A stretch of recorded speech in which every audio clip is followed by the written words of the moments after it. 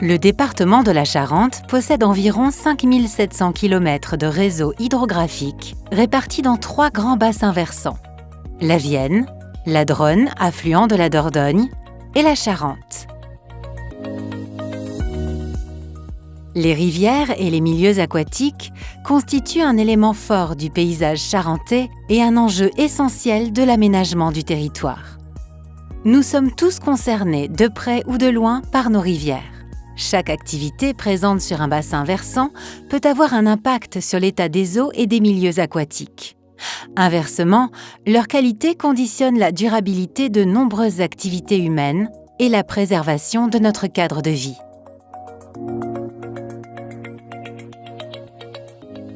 La prise en compte des milieux aquatiques et des risques liés aux inondations a été retranscrite dans une nouvelle loi en créant une compétence à destination des établissements publics de coopération intercommunale au 1er janvier 2018, la compétence GEMAPI.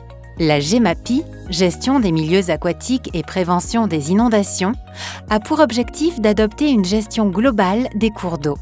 Elle permet de préserver les milieux, la qualité et la quantité de la ressource en eau, mais également de protéger les populations des inondations. Elle contribue à l'amélioration de notre cadre de vie et de nos paysages. C'est dans cet objectif que la loi demande à ce que les enjeux soient traités à l'échelle des bassins versants hydrographiques. Ainsi, courant 2020, sur le département de la Charente, ce sont 15 syndicats de bassins versants, fruits d'une vingtaine d'années de gestion concertée des cours d'eau charentais, qui portent la responsabilité de la compétence GEMAPI par transfert de leur EPCI membre. La GEMAPI constitue ainsi une compétence d'aménagement du territoire organisée à l'échelle des bassins versants pour une gestion cohérente des cours d'eau. Le propriétaire riverain du cours d'eau ou d'ouvrage hydraulique reste le premier responsable de l'entretien de son bien et de son impact sur l'eau, les milieux aquatiques et les inondations. Cette obligation des propriétaires riverains n'est en rien modifiée par la GEMAPI.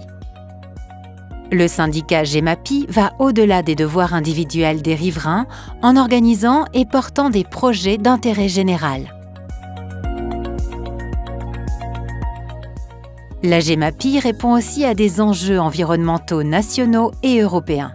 En travaillant avec les services de l'État qui exercent leur pouvoir régalien, les élus des syndicats GEMAPI contribuent à atteindre les objectifs de bon état des masses d'eau.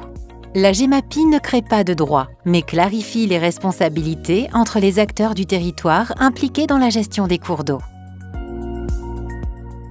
Cette nouvelle compétence implique une responsabilité juridique pour le syndicat GEMAPI qui doit engager les moyens nécessaires au regard des risques identifiés.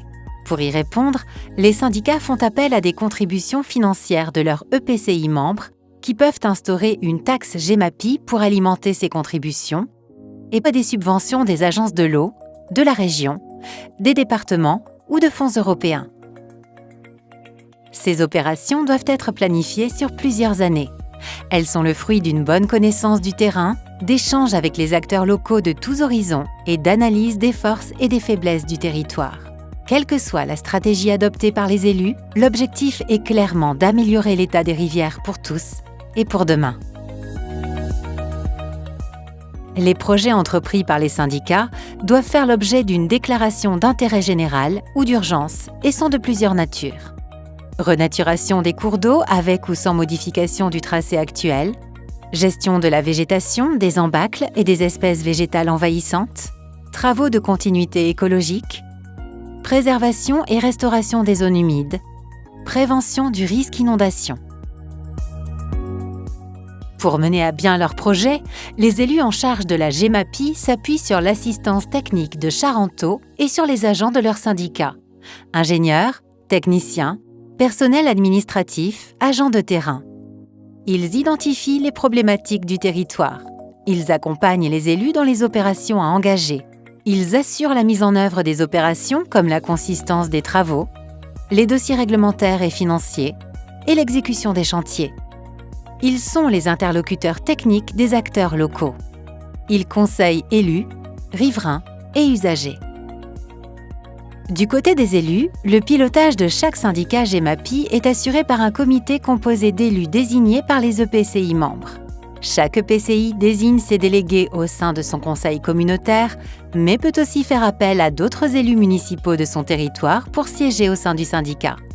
Qu'il soit conseiller communautaire ou élu municipal, le délégué GEMAPI doit porter la voix de l'EPCI auprès du syndicat. À l'inverse, il constitue le dépositaire des enjeux du syndicat à compétence GEMAPI dans la définition des politiques portées par l'EPCI, qui doit savoir adapter l'aménagement de son territoire aux risques encourus par les populations, les biens et les usages notamment vis-à-vis des inondations, des sécheresses et de la perte de la biodiversité. En résumé, l'élu en charge de la GEMAPI assure un dialogue entre son syndicat et son EPCI, définit les actions du syndicat en intégrant les enjeux de son territoire, porte les décisions d'action du syndicat et valorise ses actions, contribue à mettre en cohérence les moyens financiers alloués par l'EPCI au regard des besoins du syndicat, organise une gouvernance adaptée et constitue un relais local auprès des riverains, des usagers, des propriétaires, des communes, etc.